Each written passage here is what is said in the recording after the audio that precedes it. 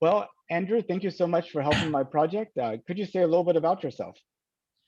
Yeah, my name is Andrew Mew. I'm in from Houston, Texas.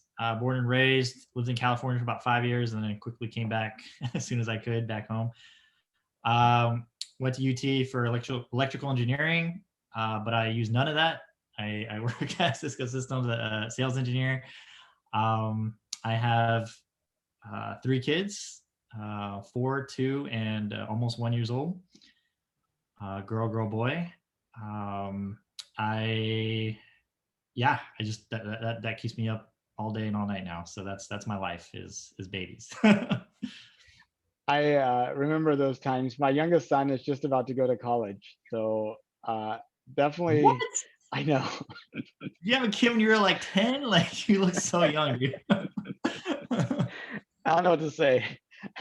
awesome though. Congrats, man. Where's he going? Cornell. Dude. That's nice. Very nice. Congrats, man. But I keep thinking of all the things I wish I did with him and taught him back whenever he was your children's age. Oh, what are some? I'm gonna have to. What you snuck in there? Okay. It's so cute. Yeah, they come in and out all day long. Well, What are some things that you wish? Because I, I'm always asking that too. Like, I feel like these moments are fleeting, and I can't capture it enough. And I'm like, oh, dude, I already have a 4-year-old, and she's gonna go to kindergarten next year, and I'm like, what should I be doing with them? our focus through their entire life has been um, kind of academics and like math competitions and just trying to free up as much as their time to go to like math club and to go to math tutoring and to go to tennis and tennis lessons. And what I realized was this kind of created the whole parent. I mean, our entire life was about them, but they also walked away from that thinking the entire life was about them, which actually I think has turned out to be a negative in some respects. And I almost wish that we spent more time uh, having them do chores and community service projects and, kind of reemphasizing that life is not about them. They're part of a bigger community and it's about that.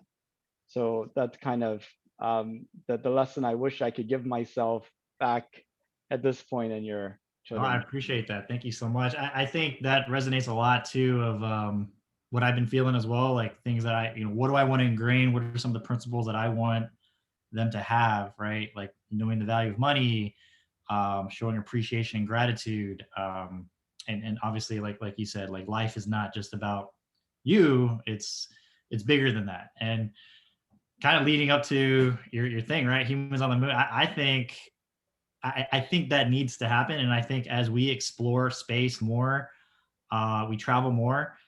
Um, it I mean, it all kind of intertwines, but it produces technology and it expands people's minds where we used to think that we were the center of the universe.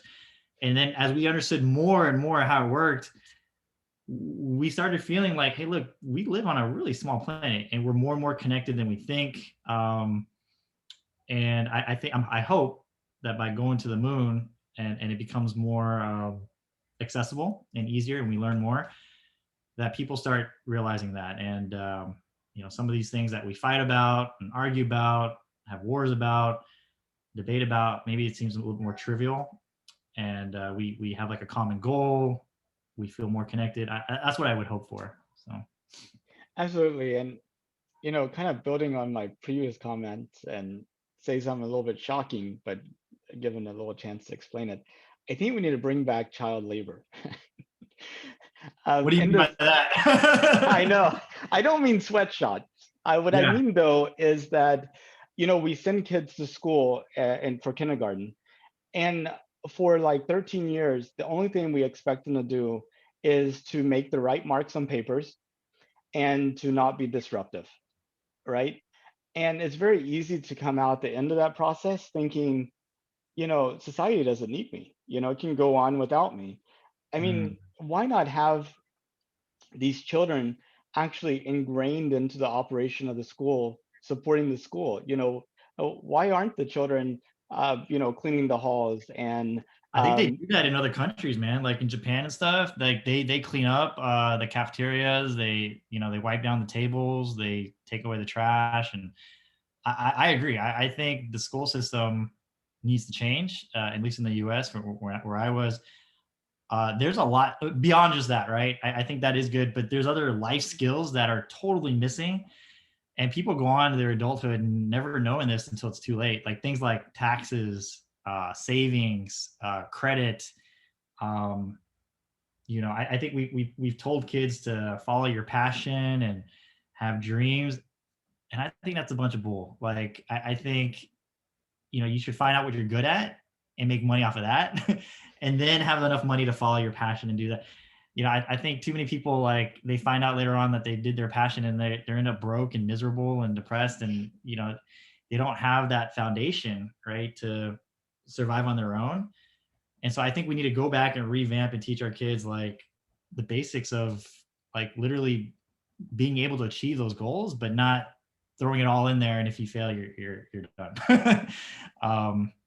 So yeah, I tell my kids like now, like, hey, look, we need to, we need to work and we need to find out what you're good at.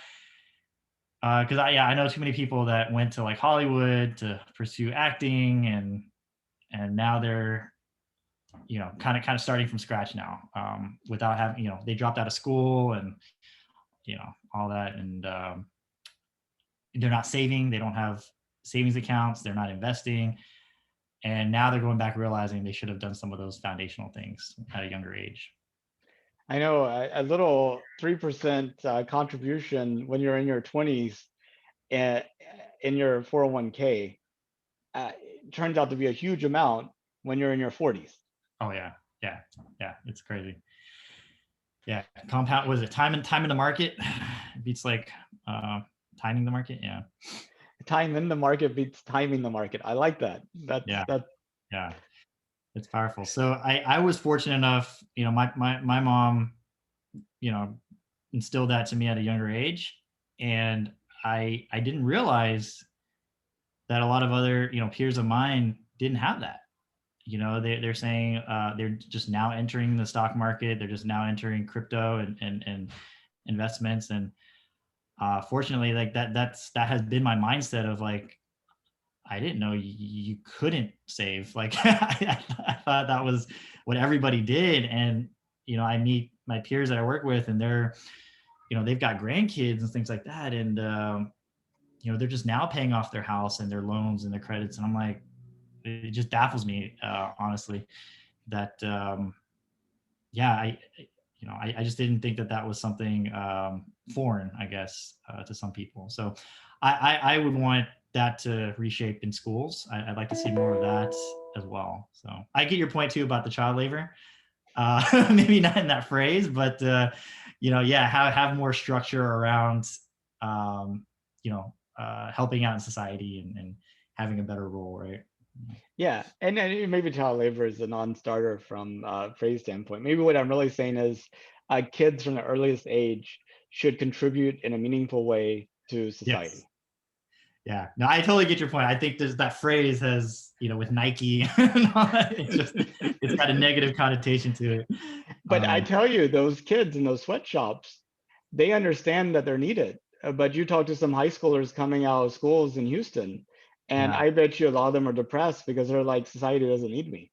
Yeah. No, I guarantee that too. Yeah. Are you from Houston, by the way? I am. I'm over here in the Spring Klein area. Oh, okay. I'm down in like Sugar Land, Missouri City area. Yeah.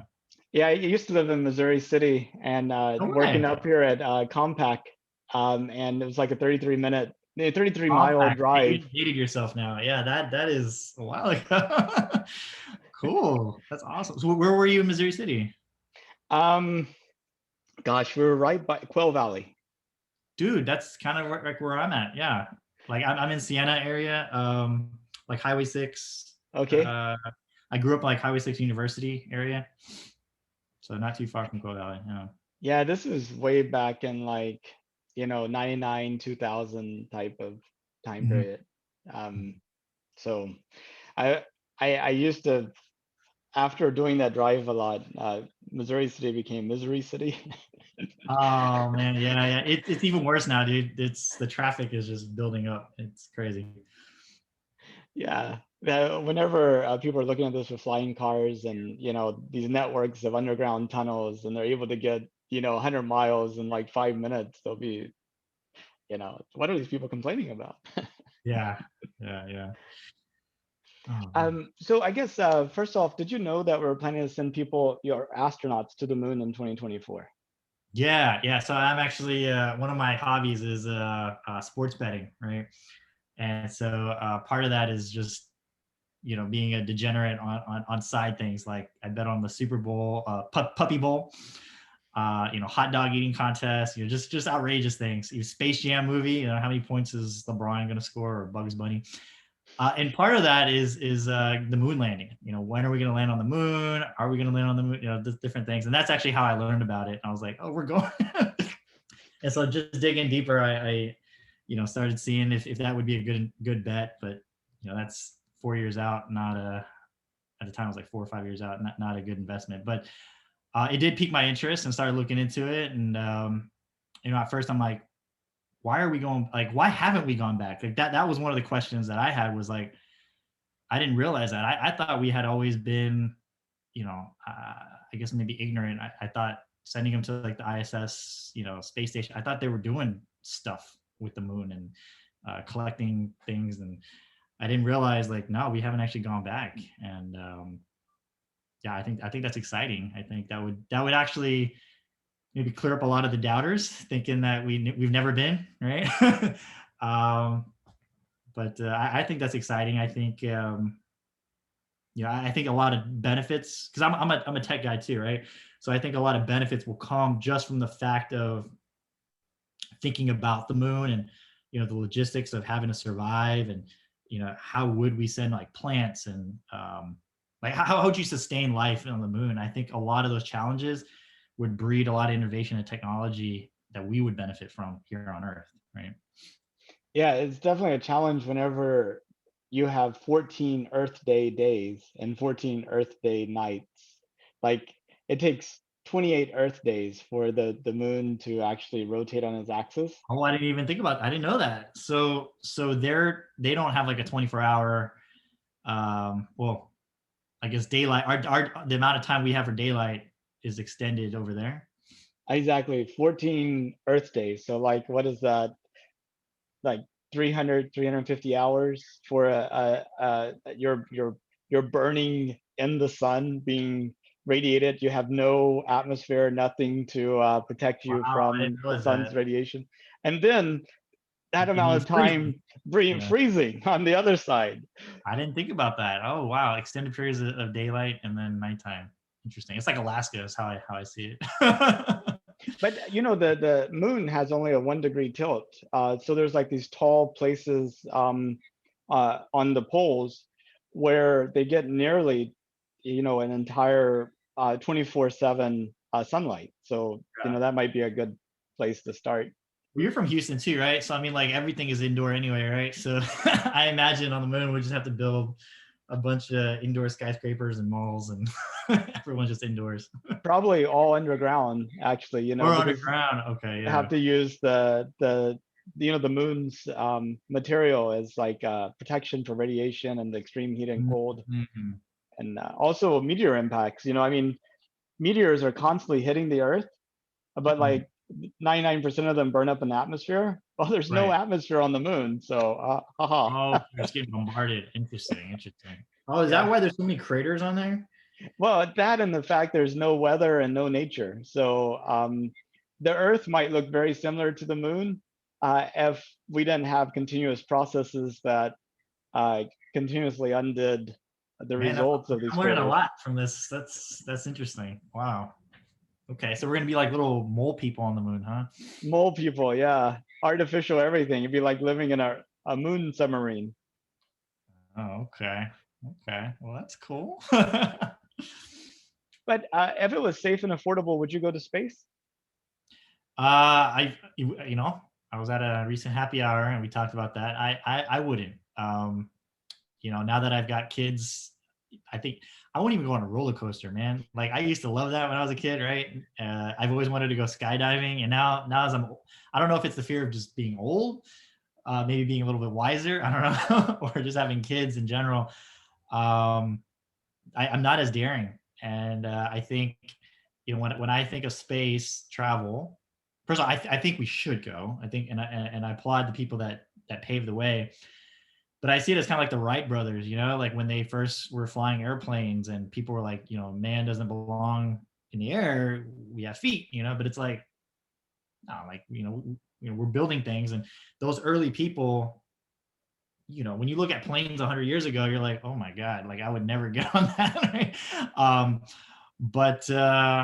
But it started, and we have what we have today with like spaceships and commercial air flights and first class seating and all that, right? Like, but that wasn't the case when it first started. And so when I think of space travel, I think we're still in that frontier, that very early. We've got rockets, explosions, right? You think of Challenger and things like that, but that was a necessity to learn about safety and to learn about how do we improve and how to get better. But for right now, that's all I could wrap my mind around is that technology. Maybe in the future, if we have some sort of like commercial air flight and it is safer and they do daily trips, yeah, I would consider it. But for right now, like the Jeff Bezos and stuff like that, like going up to them, I wouldn't sign up for that. Even if they give me a free seat, I don't think I would. Yeah, a lot of what you said resonates with me as well. I like to test something with you. Um, so, since becoming a parent, in some ways, the world's become less fun to live in because, I would say that. when I look at a door, I think about, wow, somebody's hand could get slammed in that, or you could hurt somebody's hand. Or I see a glass, I like see the glass pieces on the floor and the glass shard in somebody's foot. And whenever I see a ball, I see a street with the ball rolling in front of it, and a car coming down the street. And it's just like my brain is immediately wired to think about all the risk and everything that could go wrong with everything that I see. And sometimes it's a little overwhelming. It's so true, man. Like I think I heard this phrase before I had kids, and now it's so true. Like when you walk in, I don't know if it's a dad, I think moms have it too, but as a dad, like when I walk into a room, I see like 20 ways like my kid could kill himself, and I'm like, Wow. and and it's like that's just how I think as a parent, our brain is processed to that, right? We look out for danger. It's in our DNA, right? We look for danger and try to avoid that. And I think it escalates when you're a parent, right? It keeps, it's what keeps us alive and keeps our kids alive, and safety and all that. But you're right, it is scary. I've had to stop watching the news because that's all they talk about. But to the point with kids and having that balance that we talked about earlier, I did think about it the other day, and I'm like, I'm wondering if I'm scaring my kids too much, right? Like I think when I was younger, my parents, it wasn't as much, right? They let me go outside and play. They let me talk to strangers. Like I think my mom talks about one time where someone gave me like a cookie in the parking lot. Like I asked the guy for a cookie and he gave me one. And um, that wouldn't fly in today's age, right? It'd be like, don't talk to strangers, don't accept, candy and things like that. I'm wondering if we're living in an age where we're instilling so much fear to our kids, like, hey, don't do that, don't touch this and this, that they're too timid to like try new things and reach out to other people and stuff like that. So, social media and all that, we talk to them about the internet is dangerous and social media is dangerous. You gotta be careful who messages you, what kind of emails, what kind of links you click on.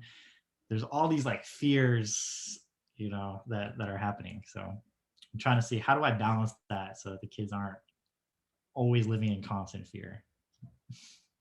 Yeah, it's a challenge. You want to keep them safe, but at the same token, um, keeping them isolated and fearful might actually be putting them in more danger.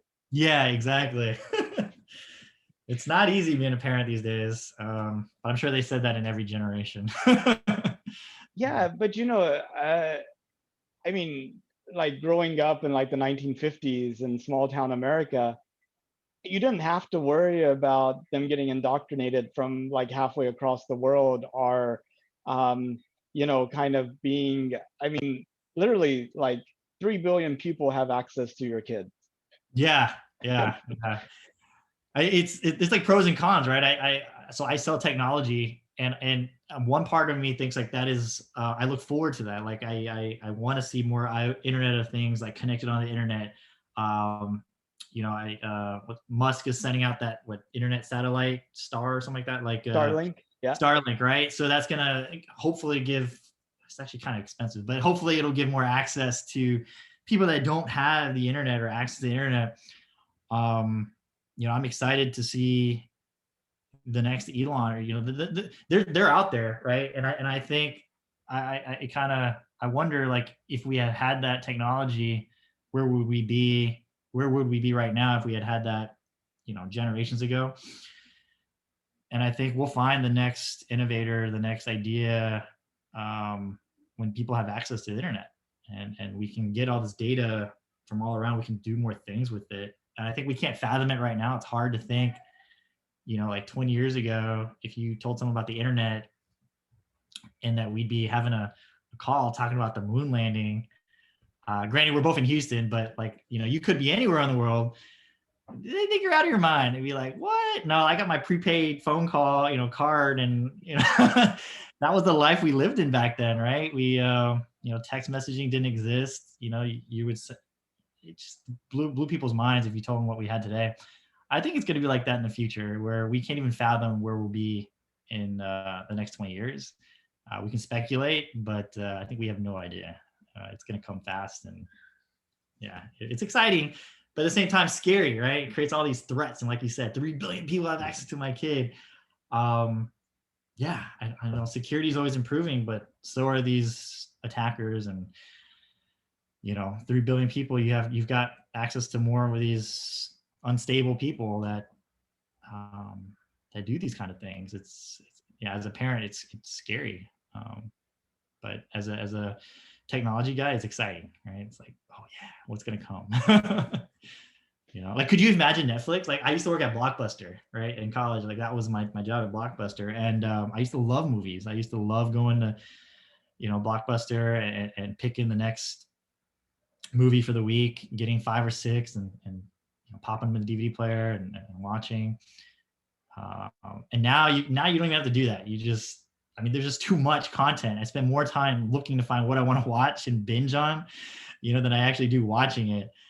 And that wasn't the case, right? In college, like if you told somebody about Netflix, they'd be like, "What the hell are you talking about?" No. So it's exciting and scary. It is. Well, Andrew, I better let you go, but thank you so much for talking to me. And if you know anybody else, I got 1,260 some odd more days to go. Oh, I got a lot of people you can talk to. Yeah, I'll message them. This was a lot of fun. I learned a lot, and thank you, man. Okay, thank you too. I had a lot of fun too, and have a good rest of your day. You too. Take care.